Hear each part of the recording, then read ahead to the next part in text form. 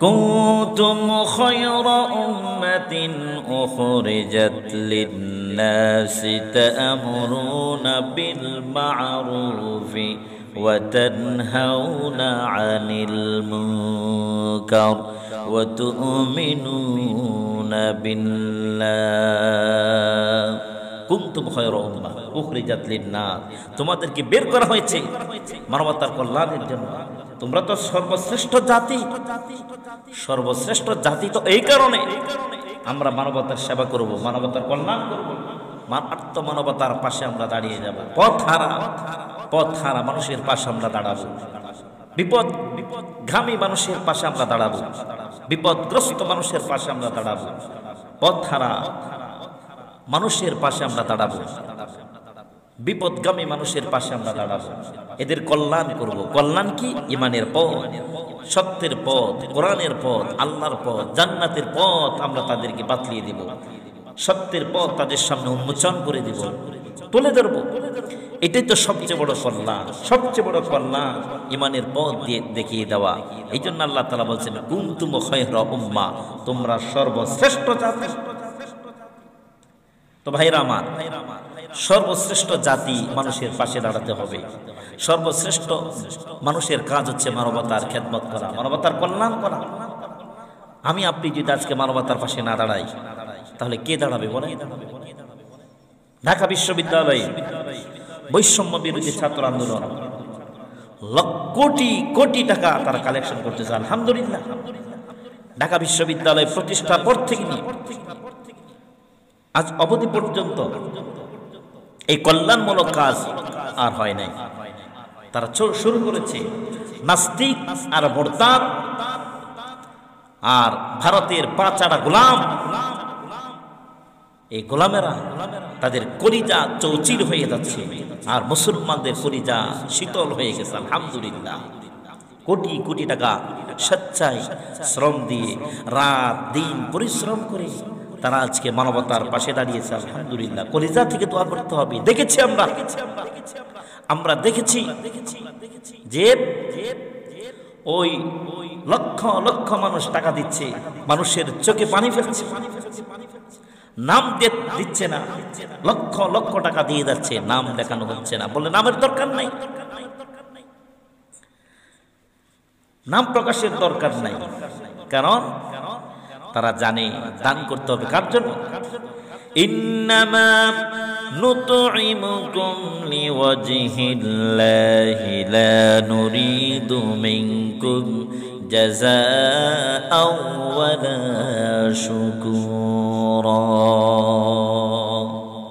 তারা জানে এই দান মানুষের জন্য করব, আল্লাহর জন্য। আমরা মানুষের সাহায্য করব আল্লাহ সন্তুষ্ট অর্জনের জন্য। নাম দিচ্ছে না, হজ করার জন্য বিভিন্ন হজ করার জন্য টাকা জমিয়েছে, দিয়েছে আত্মমানবতার কল্যাণে ঢেলে দিয়েছে।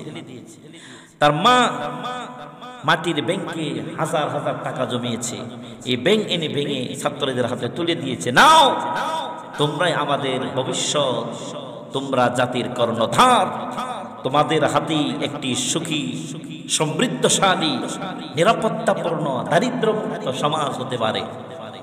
দিয়ে দিচ্ছে। আলহামদুলিল্লাহ, আজকে মানবতার পাশে দাঁড়াচ্ছে মানবতার সংগঠন বাংলাদেশ জামাত ইসলামী, তারপরে ইসলামী আন্দোলন, আস-সুন্নাহ ফাউন্ডেশন, তারপরে দাঁড়াচ্ছে হেফাজত ইসলাম, কওমি উলামায়ে কেরাম, আলিয়ার উলামায়ে কেরাম, বিভিন্ন সংস্থা দাঁড়াচ্ছে। আলহামদুলিল্লাহ, সবচেয়ে বেশি মানবতার পাশে দাঁড়িয়েছে উলামায়ে কেরাম।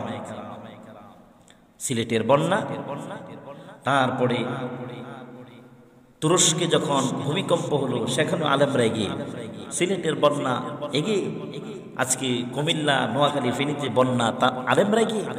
আলহামদুলিল্লাহ, দেশ রক্ষার অতন্ত্র প্রহরী উলামায়ে কেরাম, সে আলেম উলামায়ে কেরাম ইসলামপন্থীদেরকে দেশ জনগণ থেকে বিচ্ছিন্ন করার জন্য একটি ফ্যাসিস্ট সরকার প্রান্তকর প্রচেষ্টা করেছিল জঙ্গি নাটক সাজিয়ে।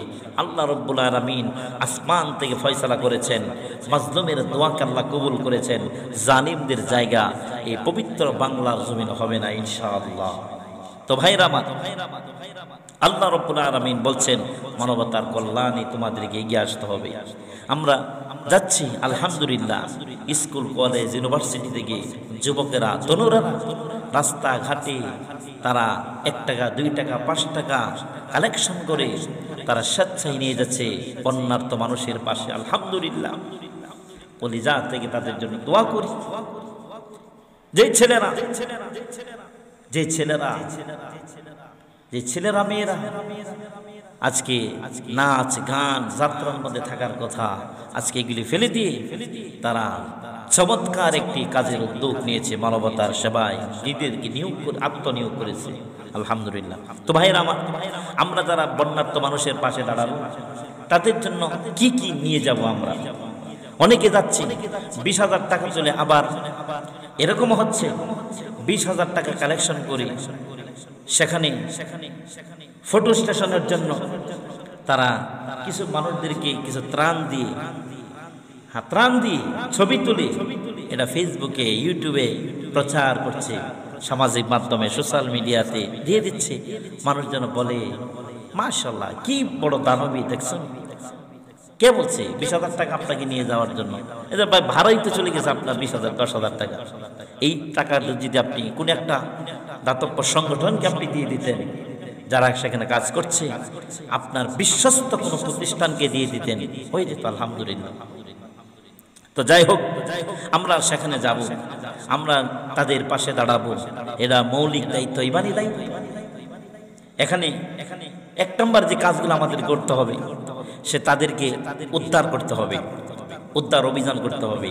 বন্যার্ত মানুষ যারা আটকে পড়েছে, 1 নম্বর তাদেরকে সেখান থেকে সরিয়ে একটি আশ্রয় কেন্দ্রে তাদেরকে নিয়ে আসতে হবে।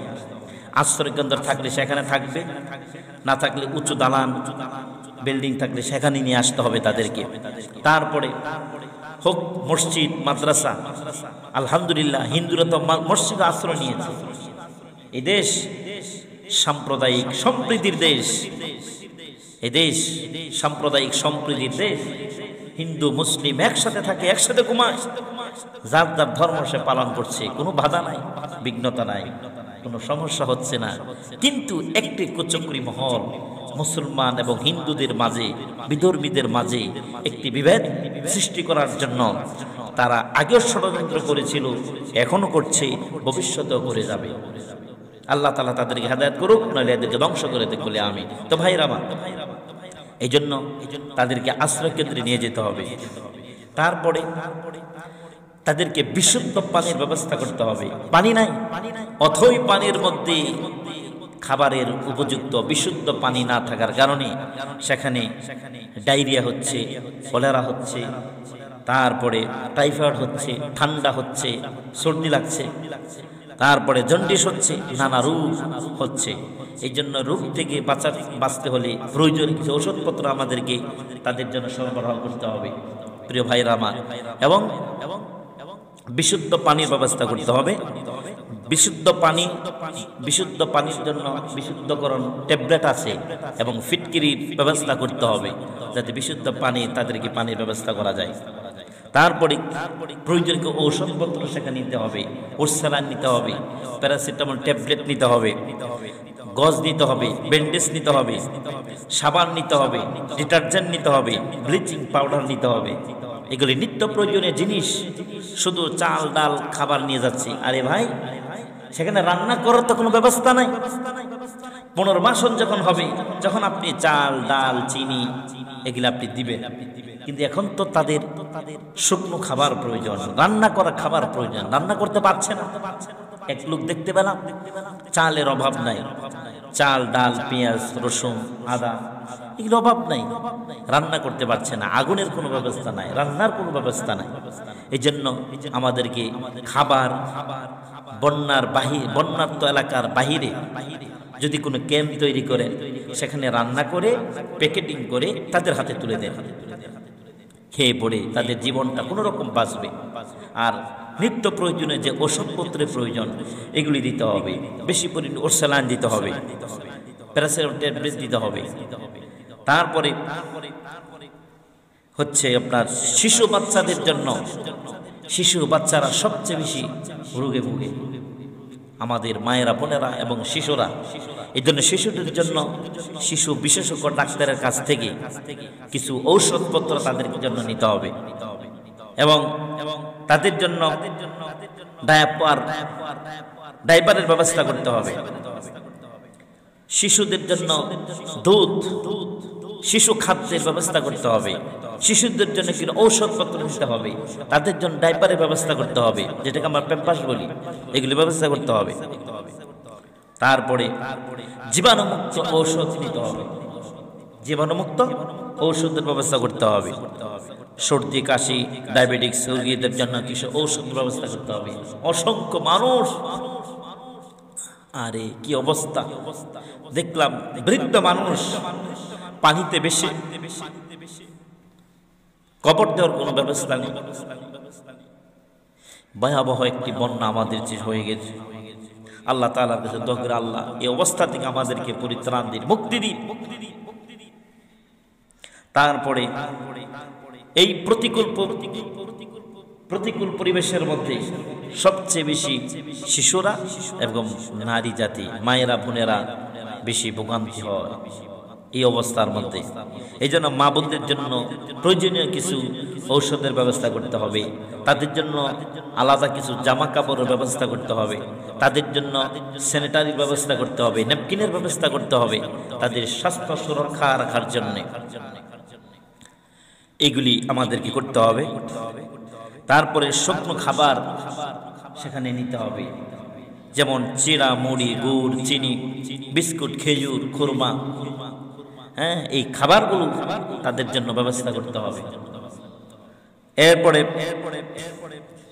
আমাদেরকে সেখানে বেশির অভাব হচ্ছে নৌকা, মানুষগুলো সেখান থেকে উদ্ধার করতে পারছে না, অসংখ্য মানুষ পানির মধ্যে পড়ে আছে, উদ্ধারের কোনো ব্যবস্থা নাই। এই জন্য নৌকার ব্যবস্থা করা, স্পিড বোটের ব্যবস্থা করা, ট্রলারের ব্যবস্থা করা, নিরাপদ আশ্রয় আনার জন্য এগুলি প্রয়োজন।